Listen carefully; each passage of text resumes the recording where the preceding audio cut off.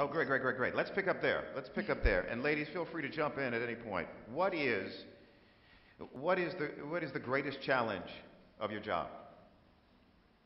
War correspondent on the front line. Whoever wants to take that.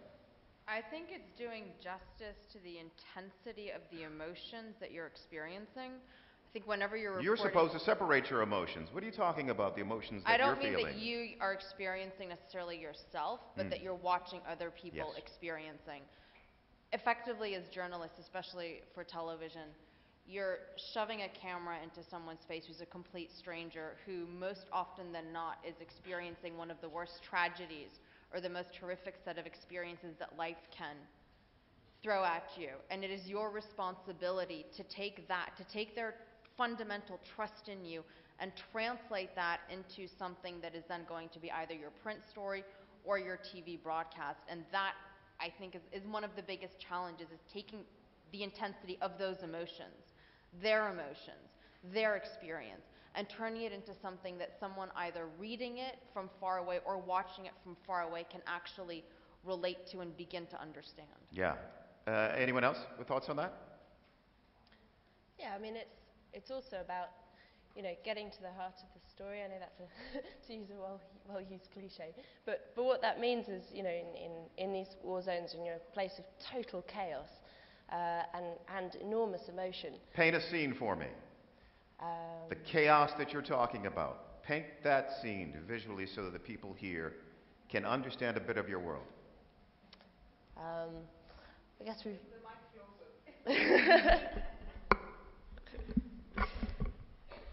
And then Rania, I'm coming to you because you've got to translate into the written word, which is a different challenge. I mean, it's about sort of taking people's, often in some parts of this part of the world as well, especially in Syria, where people are going through the most awful tragedies, they are, when they're telling you something, sometimes they're talking about their emotion. Perhaps they'll be describing, I was in one place where we heard in Hama province, where we'd heard that there was a massacre in Khan Sheikhoun, as they called it. Government troops had stormed in, and the stories were horrific, of slitting babies' throats, of all these kind of things. And I sat down with a group of refugees, and of course they'd been through some horror. What was clear is that something terrible had happened to them. They'd left their homes.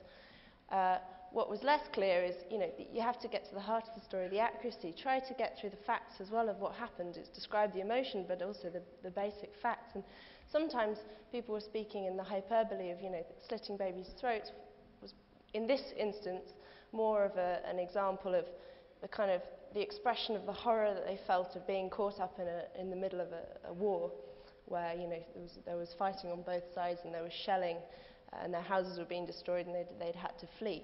So it's about sort of trying to express the emotions, trying to show that, and also trying to, find a way of getting to the facts. Nuts and the bolts, the facts of the story. Yes. What actually happened here? Exactly. How does it fit into the continuing narrative of this conflict, or does it take you in a new direction? Exactly. Right? Rania? I'm a very visual reporter, and I tend to go into automatic pilot.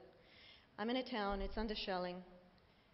I don't have time to think about, to feel any of it. There's no emotions. I'm in automatic pilot. I try and paint a picture for my readers because, as you said, I write for Time magazine, it's print. I will go into the hospital. I'll see the blood. I'll remember the blood on the stairs. The woman in the black abaya with the red stripe who's screaming for her son. The 7-year-old girl who has her hair in pigtails. She's wearing a pink T-shirt, but it's soaked in red blood. I will take all of those details, and that's how I try and translate what it's like for somebody. I try to paint a picture in my reporting of the scene, and also at the same time do what Ruth is saying, which is to try and understand that people in heightened emotional states will often say things which aren't true. I'll listen to it all, but that's where our filter system comes in, and that's what every one of us will use. A very, very strong filter system. It is rude to tell somebody who is saying that their child had his or her throat slit that they're lying, But you listen to it, you register it, and then you try and find out if it's true or not. Yeah. And this is a challenge because, you know, people are angry, people are scared, people are... I remember I was in a hospital once and, you know, I've been going into Syria clandestinely, secretly for 2 years. And I was there before the March 15th protests. I was in Damascus and saw the first protests, which at the time were not against the regime, they were in solidarity with the Libyan people. And since then I've been traveling throughout the country seeing different things. In the beginning, in Syria, people would welcome journalists because they thought that the world did not know what was happening there. But as time has progressed, often you'll get pushback from people, and they'll say, why should we talk to you? What difference does it make? Nobody's listening to us anyway. And this is very difficult to it's frustrating. Because if they were listening... Because if they were listening, they would not still be in the situation that they're in. There would not be MiG warplanes over parts of northern Syria. And, you know, this is the perception, and it's very difficult. Like, you know, I remember being in a hospital once, and there'd just been an airstrike on this town. More than 20 people were killed, including children. The casualties are coming in. It's late at night.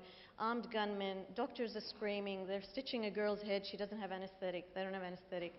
Armed men are inside the hospital. The doctors are telling them, get out, and they're saying, these are our families. We can't leave them. And then here I am with my notepad and pen. And I work alone. I don't have a translator or a camera or any of that. So it means that I take up less space than, say, my colleagues in TV. Do you shoot your own pictures? Do I shoot your own pictures? No, I don't shoot. Okay. I mean, I'll shoot them as memory aids, but I don't have a camera. I don't have something big, so I'm not as intrusive. And all of these armed men, you know, surrounded me and said, "What difference does it make? Why should we speak to you?" And you have to very quickly, A, try and calm them down, and B, not offend anybody, and C, do your job. Yeah. And that's a challenge. Okay.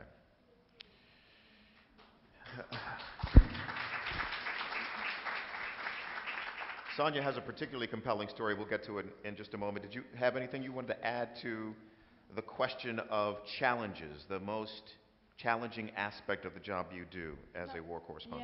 Yeah, I think it's like, having a camera, and it's quite challenging to go to the people, and like we had a lot of clashes since 2 years in Egypt, and we meet the families who lost children, the children who lost their brothers, his sister, and sometimes it's quite difficult because you have to do your report, you have to go talk to these people, and so having a camera, it's sometimes difficult, but it's all about, you know, the first step you're going to do into this house and try to build this trust relationship, kind of. And I think sometimes being a woman is quite, present a certain kind of opportunities and advantage because you can... Oh, good. That's where I was going to drive this big bus to next. No, Advantages, disadvantages of the work you do. And let me ask it this way.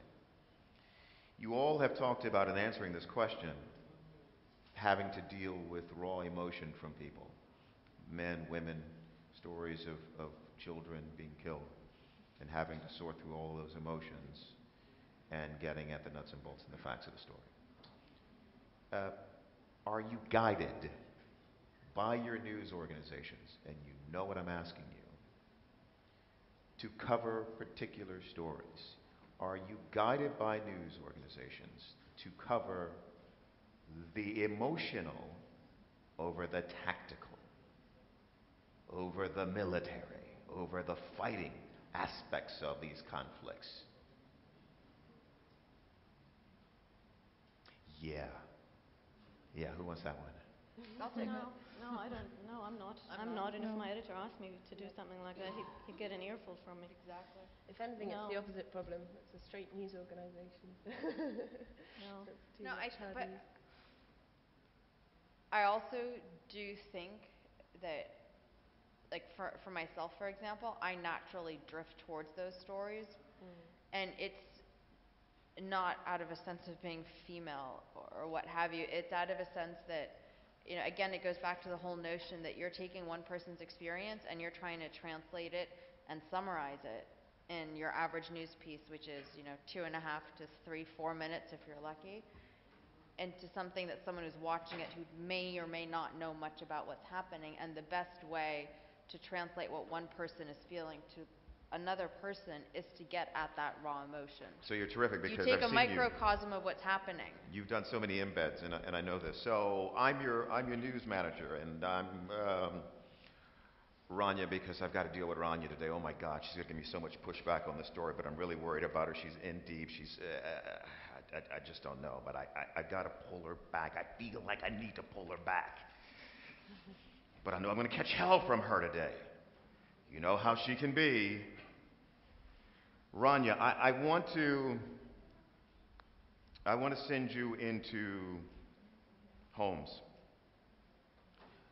There is fighting there, but that's not what I want you to focus on. We'll send Jim to cover the fighting.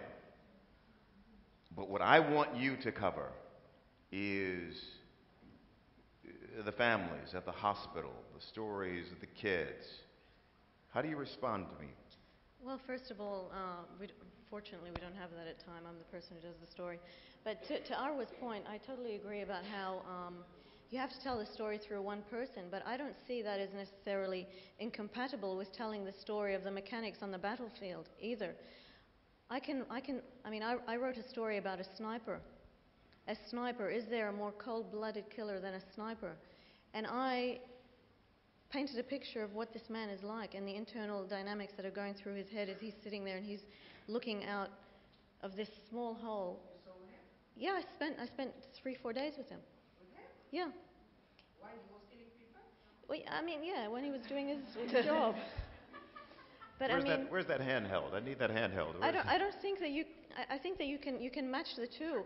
Just because you're reporting from the battlefield doesn't mean that you can't bring out some of the emotion. You can't bring out some of the humanity of the people who are on the battlefield. I think the two go hand in hand, and I think that you can definitely do it. And I think that we all. Not my job. I think, to add to what Rania is saying, is there's no reason why you can't go in and tell a hard, if we want to even call it that, but it's called that story, way, right? A hard frontline story without a human impact to it. I think you will get a much greater impact on the other end of it if you are actually able to mesh these two things. Yes, Totally. Absolutely. Usually, we will use a case study, to illustrate the broader clashes or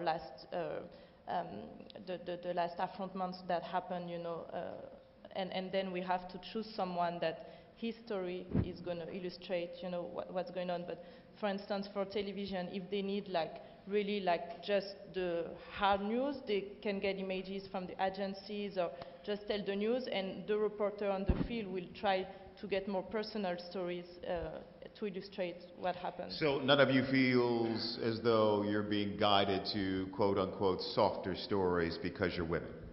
No, absolutely No, not. and I wouldn't call a humanitarian story a softer story either. Wouldn't. I'm with you.